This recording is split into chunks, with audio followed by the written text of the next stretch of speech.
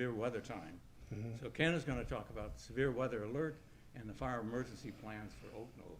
So welcome, Ken. I thought we were talking about dog rescue. Well, we were, but we changed it. You know? Oh, okay. Okay. Thanks, Ken. No problem. First thing I want to say is for you folks watching at home, the camera adds 10 pounds. So why are you guys laughing? So the first thing I think we'll go over is fire. This isn't going to take too long.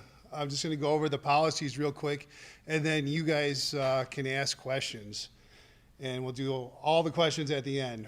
But so fire policy is really simple, right? Between smoke or fire, what's going to kill us all? It's the smoke, right? So never stay in an area where it's smoky. I know it sounds stupid, right? Don't stay in an area where it's smoky. And this is what I tell the nursing staff and everybody that I train here on our fire policy is we never want to leave a resident or anybody else in an area that's smoky. Get them to a place that's not smoky, okay? And this is going to make sense in a second when I tell you what I want you guys to do if your place isn't smoky. But all of these doors are designed to somewhat trap the smoke. And you see the ones in the hallway, when the fire alarm goes off, they all close, right? That's on purpose. It compartmentalizes the building. So if you need to go to a place that's not smoky, if your hallway's smoky, just go beyond those doors, you know? Chances are you're going to have a lot less smoke there. If you need to go past one more set of doors, go ahead and do that, okay? And that's what our staff is instructed to do, is if we need to assist you, we move you from a place that's smoky to a place that's not smoky. We made this as simple as possible, okay? What we don't want is all you guys outside, right? Because what if it happened 3 weeks ago? 20 below zero. You know, we don't want that. There's plenty of places that we can go in the building that are safer. So let's just stay in the building. Okay, and like I said, the doors that are going to protect you from smoke are going to do a great job on fire if there's fire. You know, because they're all fire-rated doors that separate these compartments. So very easy. If your apartment is not smoky, stay there. There used to be those yellow cards floating around. Everybody see those yellow cards at one point or another. Don't go stand in the hallway, okay? We're trying to get rid of that as we go along here. Nobody, if you guys still have one, you can discard them. You would get them when you move into your apartment, those little yellow cards. You wouldn't, because you're, for sure not, because you just did, you know. This was from years ago. If you guys still have those, you can get rid of them. We don't want everybody to go and stand outside their apartment. There's no reason for us to clog up the hallways when the fire department may be bringing a whole bunch of stuff through. You know what I mean? Stay in your apartment behind your fire and smoke door. You're safer there, okay? Then wait for us. I say this every year. Once someone chuckled at me, but I've never seen it fail. The fire department is here in less than 5 minutes, okay? So we're going to get to you, and the fire department is going to be right on our heels. Guarantee it, okay? That's the big point. An equally big point is a lot of new faces. I mean, not really new to me. But how many of you have moved in within the last 3 years? Okay. The people who have been here longer, how many fire alarms did we used to have? Joan? I've been here almost 3.5 years. We had fire alarms every other day, I swear, and sometimes 3 times a day. So, Yes, it's true. it's true. What I changed was, we have a pretty rigorous policy now that we go through every smoke head in the building and clean them multiple times a year. That was what was leading to our false alarms, okay? Is dirty smoke detectors. They get dirty, they go off, you know? So we've cleaned them all. So now, I think I had one of those in the last 12 months. One time. All the rest of those fire alarms that you guys have endured, have all of them been associated with smoke. Keep that in mind. Okay? That's a really, really important point, because what's going to kill us all? Smoke, right? I mean, there's been a couple of times while I've been here that I've walked into a hallway and it's completely filled with smoke. Okay? So it is for real. Don't ignore it. You know? That's the purpose of me being here, is to let you guys know what to do and to keep you safe. Okay? That's part of our agreement, right? In the life care contract, we take care of you, we keep you safe, right?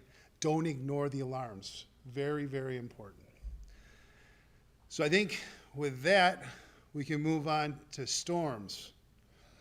Now, I was going to give the IT guys a picture that's on my phone from 2 years ago. And this ties in with what I just said. The picture on my phone is the wall cloud that went directly over Oak Knoll. Who knows where I live? Just down the street. Yeah, Jackie knows. My son has a very strong arm. He could probably hit our house from here with a baseball. I'm not kidding you. We live pretty close. I stood on my front lawn and I took a picture of a rotating wall cloud traveling right over Oak Knoll. Okay? It had produced a tornado that touched down west of us and once again to the east of us. Didn't do much damage, but it was a tornado. And that was 2 years ago. Then what happened last year? The derecho, right? And I stood over here, you know, you guys know where we have our mower shop? Yes. Yeah, I stood in the doorway of the mower shop, and 1214 Oakcrest over here, the second house in from the corner, had that giant, and I mean had, that giant evergreen tree. You guys remember that? We watched that sucker fall down on their garage during the derecho. Okay? I don't know what happened. I don't remember what happened with the derecho about warnings, but I do know that the one prior, the year before, we did the call around. So what typically happens is Steve and myself, sometimes Steve and myself and Kim, will all be talking back and forth, watching the weather, trying to decide if the cell is going to come over Oak Knoll or whether it's going to skip us. Because when you have the tornado alarm or the storm alarm, they run that siren, right? That's for all of Johnson County. Why should we be afraid if something's happening on the other side of Johnson County? We shouldn't. It has no bearing on us. Might even be sunny here. But if we determine it's coming close to here, then we make the decision. We try to give everybody enough time to get out of the way. Steve or myself or Kim, we all have the phone number. We initiate the call around. And related to one of the questions that came in early, this is a call you must pick up and hear the message live. It will leave no message. Okay? So you need to pick up the phone during inclement weather like that and listen to what we're telling you. That's important. During the derecho, we had, lots of trees and stuff blew down, but we only had one thing damage the building. A branch came through a window over in the Benton building, okay? And that was some pretty harsh winds. The building is pretty sound, but we need to make sure everybody's away from glass, because that's what's gonna hurt you there, flying glass. Okay, so Steve will initiate the call around, or I will, or Kim will. The message goes out in waves. Not everybody gets it at the same time. You must pick up your phone and listen to the message. But the bigger point here, in order for you to know that you need to pick up your phone and listen to the message, is you have to know the storm's coming in the first place, So pay attention to the weather. especially in the spring, in the early summer. It doesn't hurt to flip on the news in the morning, see if there's a chance for storms or whatever. As you're going about your business, you look outside, hey, it's getting pretty dark, let me see what's going on. That way you're informed, we're keeping informed, we're all working as a team together, okay? If we tell you, hey, this is serious enough where you guys need to move, then you go from a place that's near windows to a place that's not. If you can just make it into your hallway, fine, okay? The safest place for everybody, at least in this building, are the 2 parking garages down here. Okay, in the other buildings, George, hallways in towards the middle of the building is good. All the way down on 3rd floor is better. All the way down in the maintenance hallway is best. That's actually underground, okay?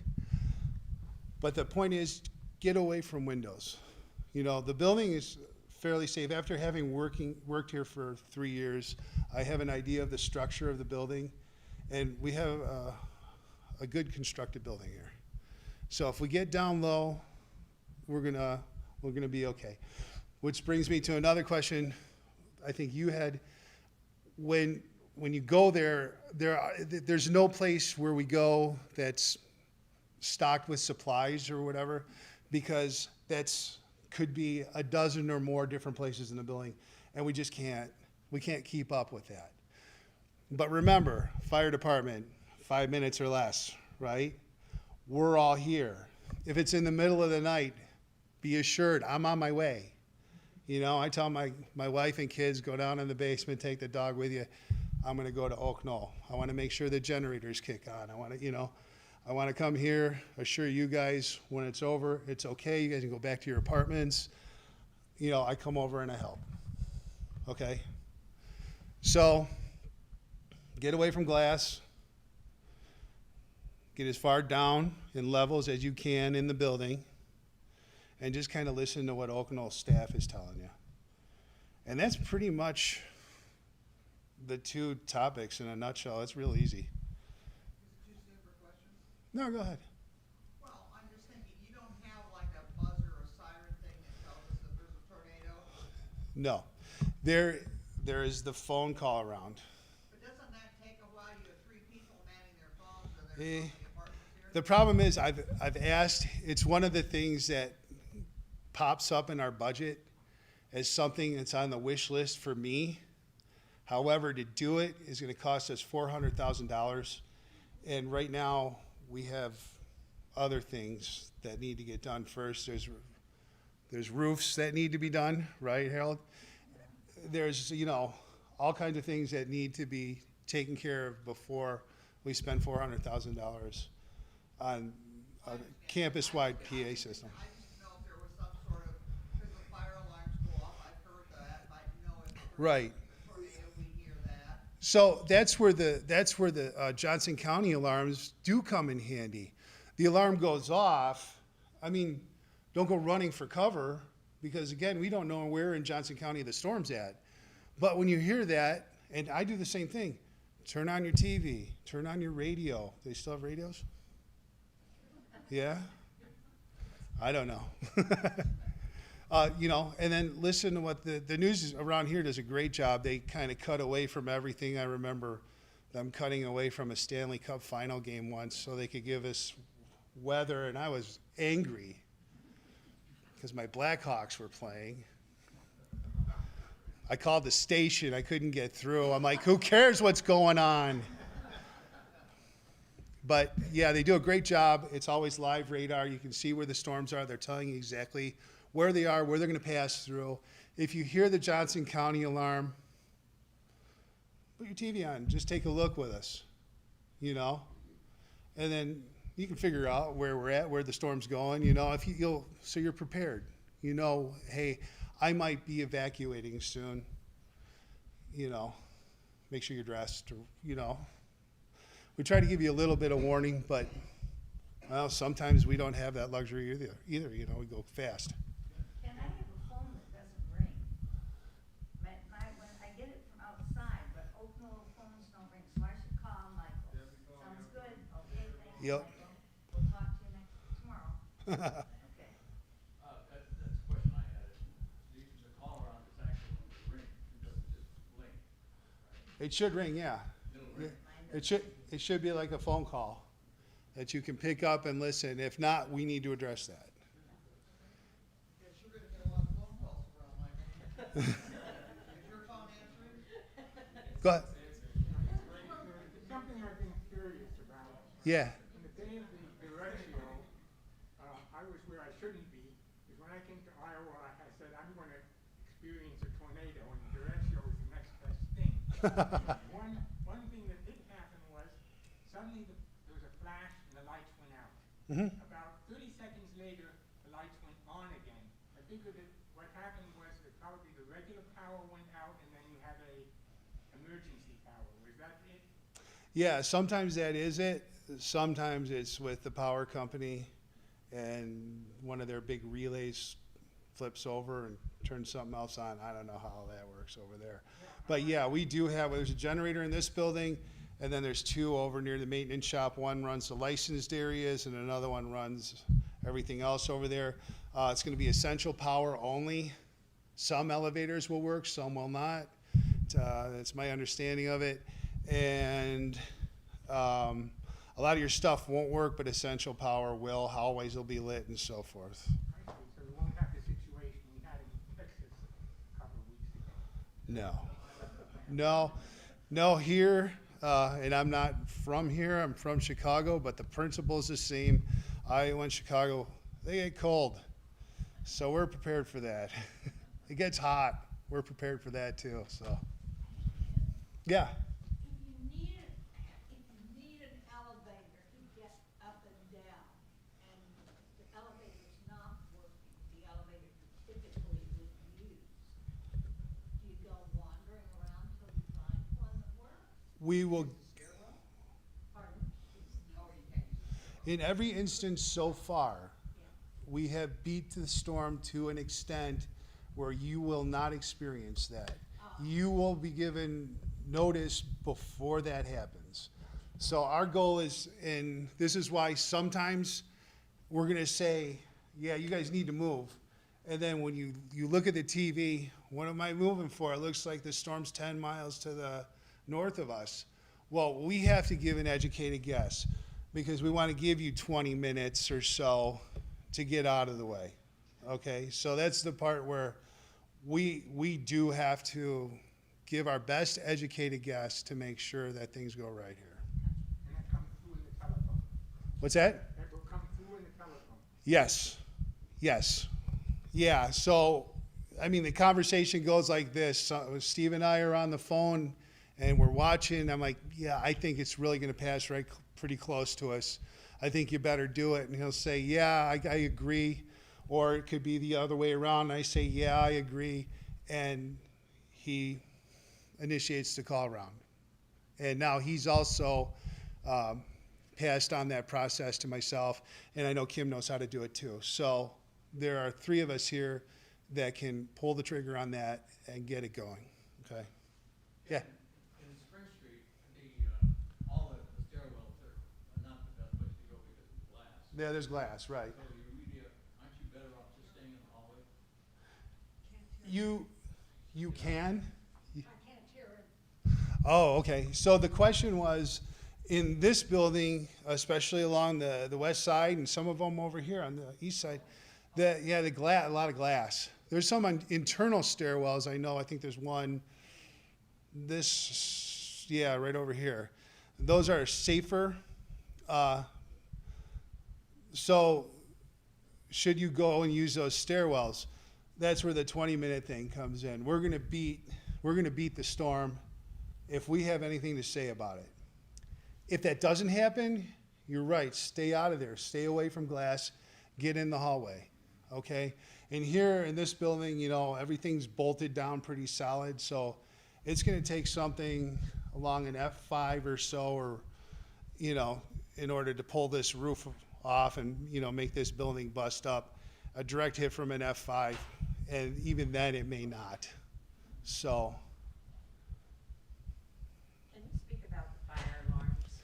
Yeah, hang on. Let me get Harold real quick. I wanted to ask, smoke alarms,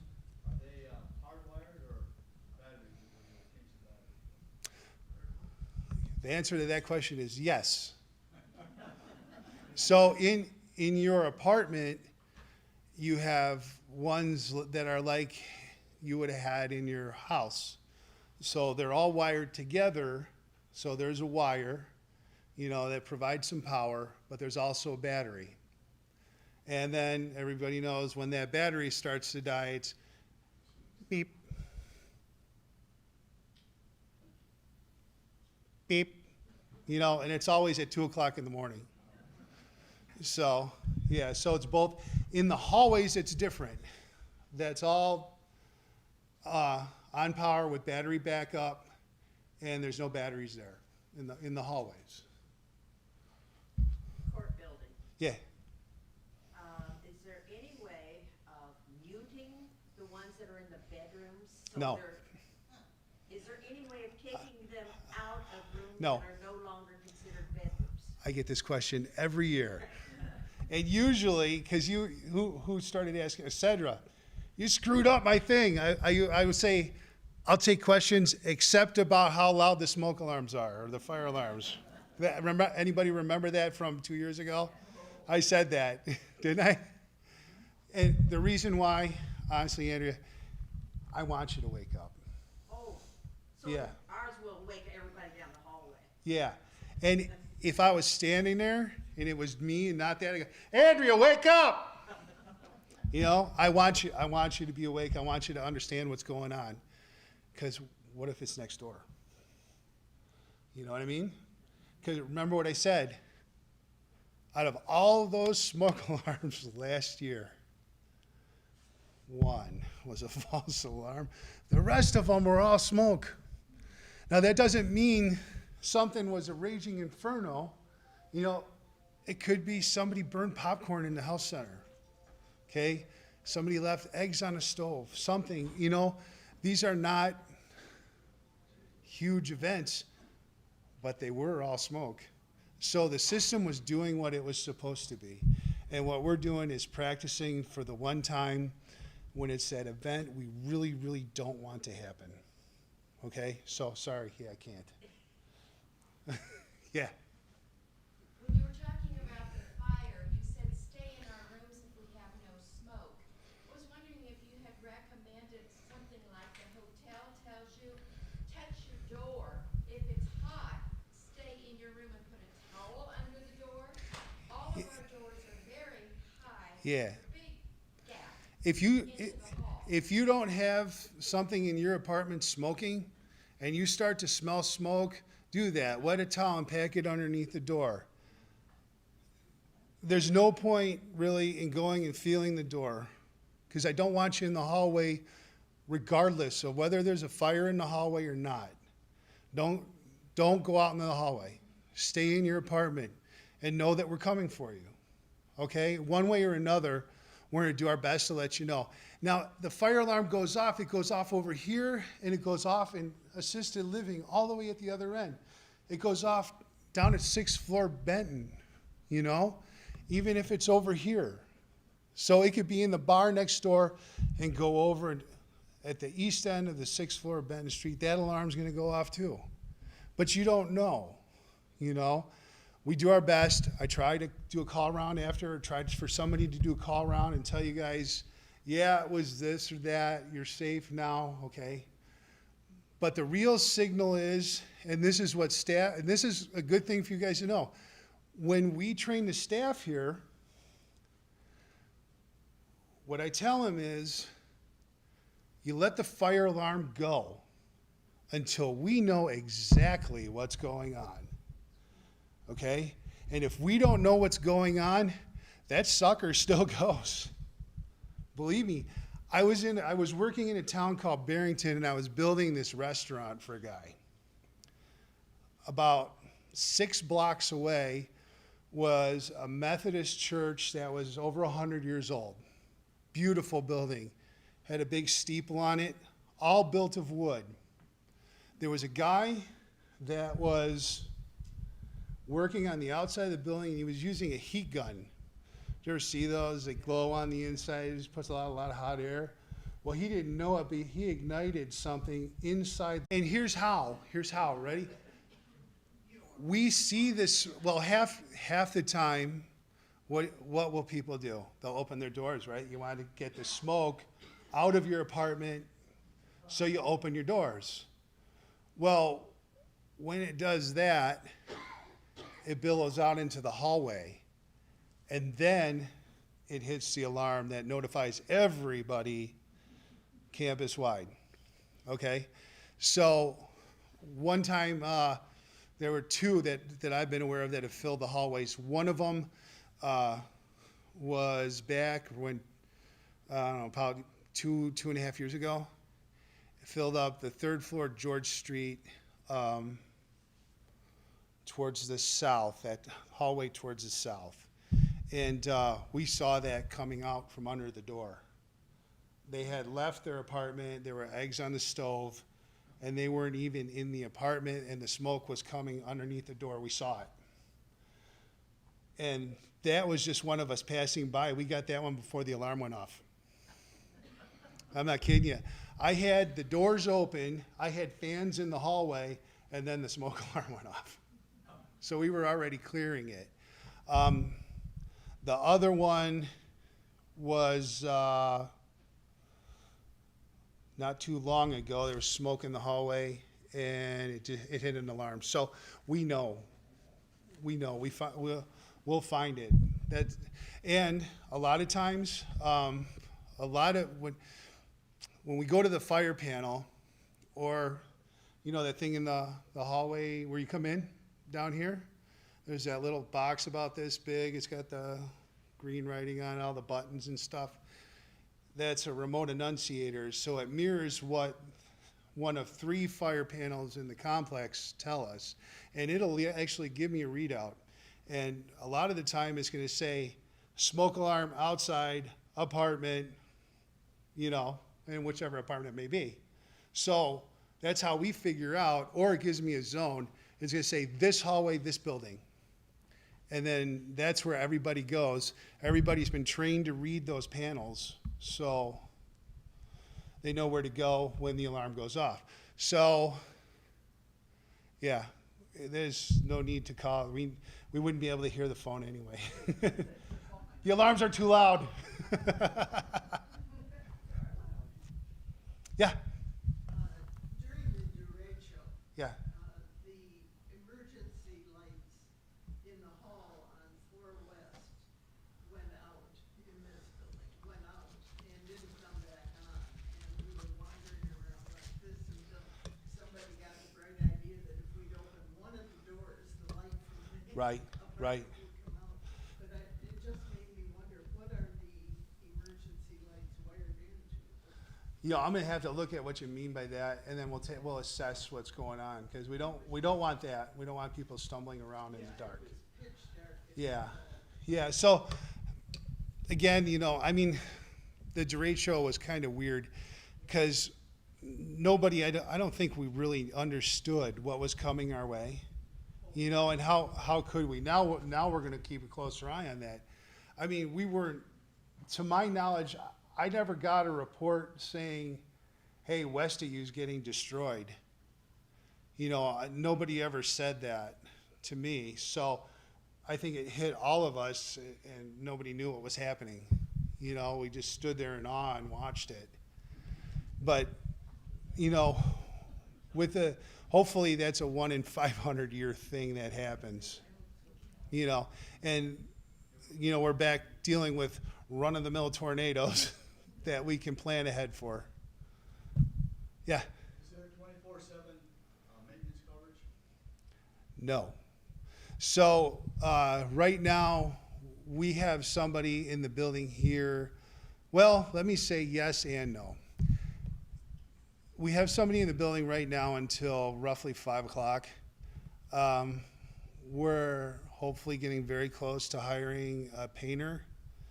That person would end up being here until roughly 8 o'clock at night.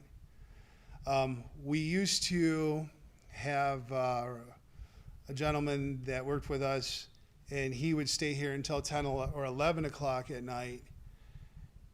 But really, we found out that after a certain time, and certainly after 8 o'clock, it's just unproductive to have anybody here.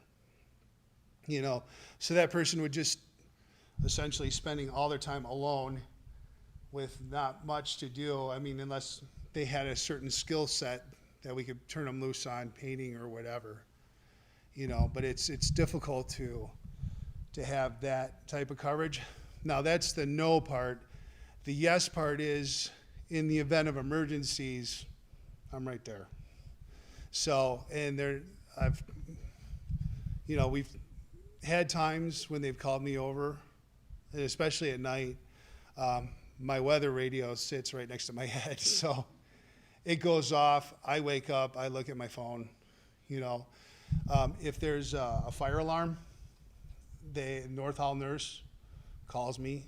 They call me every time, and I come over and then I reset everything. You know, because usually at that point, like I said, 5 minutes or less, the fire department has beat me here, and whatever it is already under control. So. Anybody else? Well, how about just the security aspect of having somebody, you know, a guard or rent a cop or whatever, just walking around? We can certainly bring that up. I mean, we're talking about budget items now, but I will say that, I mean, and I know 3 years, it's not a very big sample size, I know.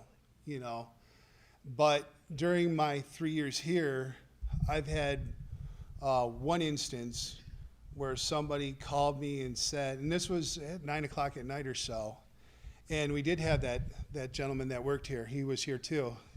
They called me and said, we think someone may be in the building.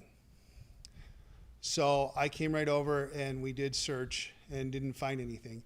That was one time in the last 3 years that something like that has happened. I am aware of an incident last year where somebody got a hold of a parking puck somehow, and they got in and they stole some bikes, but they never, I don't think, came into the main building. And we caught that very quickly, shut down that puck, and I actually got a picture of his truck with the trailer off of one of our cameras and forwarded that on to the Iowa City Police. So I guess part of it is all of us being vigilant, you know. I mean, and we have the pull stations for fire. You guys have seen those around. If you guys see something, pull it. If you see someone here that doesn't belong here, call someone, let them know, you know, and then there's always 911, you know, but keep in mind that we're going to start allowing visitors again because we're not wearing our masks anymore, right? So don't just call because you don't recognize somebody, because that could happen all the time now, you know, but call one of us and we'll come and we'll check it out. That's not a problem. But, you know, it is all of us kind of working together. And believe me, I'm grateful for you guys. A lot of times, the problems that arise in the building, I hear about them from you guys. You know, I can't be everywhere. You know, Ross, Joe, can't be everywhere. So when you guys let us know, we go check it out, you know. So same thing with whatever's going on. You know, if we're all working together, this is going to remain a pretty safe place to be. Anybody else? I just have one question that was sent in ahead of time, and the question is, how can we best help our neighbors with limited mobility if there is a warning, or is it staff's expectations that we do that? Let's say during a fire alarm, our expectations would be, you know, unless they're in a place where it's, you know, I don't want you guys to go into a smoky place ever. Let's put it to you that way, okay? And here's why, okay? And I'll tell you, I have allergy-driven asthma, okay? So I know what it feels like not to be able to breathe at times. Don't go into a smoky place. I don't care who's in there. Because when I get there, or when the fire department gets there, we want to rescue one person, not two. Okay, does that make sense? Okay, so don't make it harder. So in that respect, don't help. If we're talking about storms, yeah, we got 20 minutes. You know, you're not sure whether your neighbor heard or not. Yeah, knock on their door, give them a phone call. Hey, did you hear we're evacuating? You know, you might want to think about it. In that case, you know, or you can call if it's between, you know, 8 and 8, the business hours, you can call a receptionist and say, hey, so-and-so's having problems. Can staff come and help? You know, yeah. Director Rancho, I don't know whether I'm hallucinating or not, but it seems to me I heard loudspeakers telling us giving us instructions. Do you have loudspeakers in the hallway that you can do that call thing? That's what I was talking about with the $400,000. I have it. Because somebody was saying, stay where you are, or go on the 3rd floor. I can't remember what it said now. Yeah, down in your end of the building, no. Over here, maybe. George Street, yes. So, and it is one of our long-range goals to be able to do that, because I'd love to just be able to pick up a mic and go, okay, we're all clear, you know, and that would be so simple. But as of right now, we can't, so.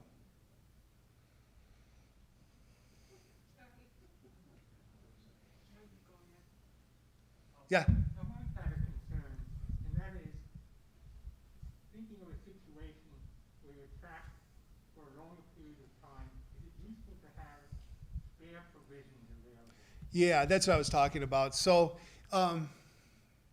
keep in mind that when you guys are evacuating, we just want you to get to someplace safe, okay? And I'm not designating a place saying, okay, you guys have to go here. Get to a place that's safe. But that may be 25 places. So we can't stock 25 places with provisions, you know. I think at this point, the best thing to do would just be trust me where I told you to go. You know, if you're down in the parking garages down here, we have no problem. You know, if you're down in the lower floors of any of these buildings, you're not going to have any problems. In fact, to be honest with you, I don't think you'll have any problems anywhere away from windows we'll be able to get to. Okay? So the odds are very good. It's going to be over, and you're going to go back to your apartment. And at the very worst, you're going to pick up the phone, call 5,000, and say, hey, my window broke. You know, are you okay? Yeah, I wasn't here. I was in the hallway. Okay. We'll order a new window. We'll be there to board it up for you. Okay? Anybody else? Thank you, Ken. Oh, no problem. Okay. Okay, real quick. Who was going to bet that I'd get a phone call? Anybody? By hands. Show me hands. Who was going to bet that I wouldn't get a phone call? We had no bettors? Okay, even if you're just thinking about it, got a phone call. So. Our next meeting is a month from now, and we're going to talk with Laura down there on wellness. So, same place, same time. See you then. Thank you very much, Ken. No problem. See you guys later.